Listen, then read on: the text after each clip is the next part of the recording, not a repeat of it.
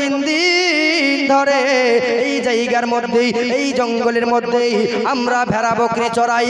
3 দিন হয়ে গেল, 3 দিন ধরে এই পাহাড়ের দিক থেকে এমন একটা মধুর কণ্ঠে উম্মতি উম্মতি বলে কান্না করে, এ ভাই সাবি শুনে নাও, শুনে নাও। 3 দিন হয়ে গেল, উম্মতি উম্মতি বলে কান্নার আওয়াজ ভেসে আসছে। জানি না নবী কাকে বলে, রাসূল কাকে বলে জানি না। আমরা 3 দিন ধরে শুধু উম্মতি উম্মতি বলে শুনতে পাচ্ছি। সুবহানাল্লাহ।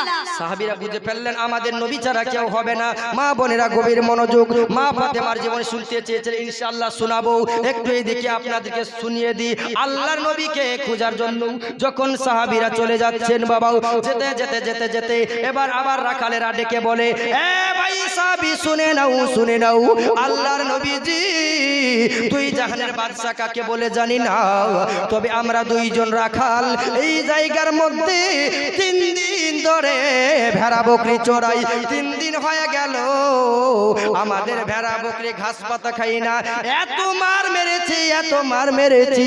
এ ভাই সাহাবীরা শুনে নাও, আমাদের ভেড়া বকরি মার খেতে রাজি, কিন্তু তারা ঘাস পাতা খেতে রাজি হয় না। শুধু নবী পাকের কান্না।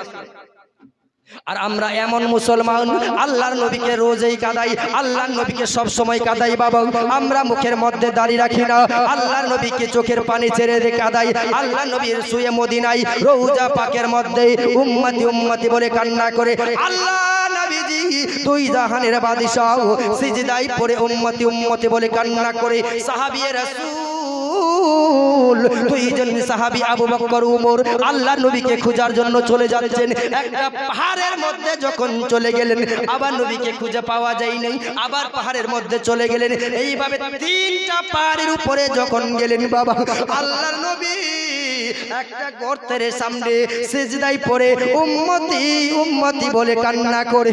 আমার নবী 3 দিন ধরে এত কান্না করেছে, আল্লাহ নবীর চোখের পানি এত জমা হয়েছে, বাবা গর্তের মধ্যে এতটা চোখের পানি জমা হয়েছে, মনে হয় নবীর চোখের পানিতে নৌকা দৌড়াবে। সুবহানাল্লাহ। শুধু উম্মতি উম্মতি বলে 3 দিন ধরে নবী এত কেঁদেছে, মনে হয় নবীর চোখের পানিতে নৌকা দৌড়াবে। আল্লাহু আকবার। সাহাবী রাসূল 2 জন চলে গেলেন, গিয়ে বললেন, ইয়া রাসূলুল্লাহ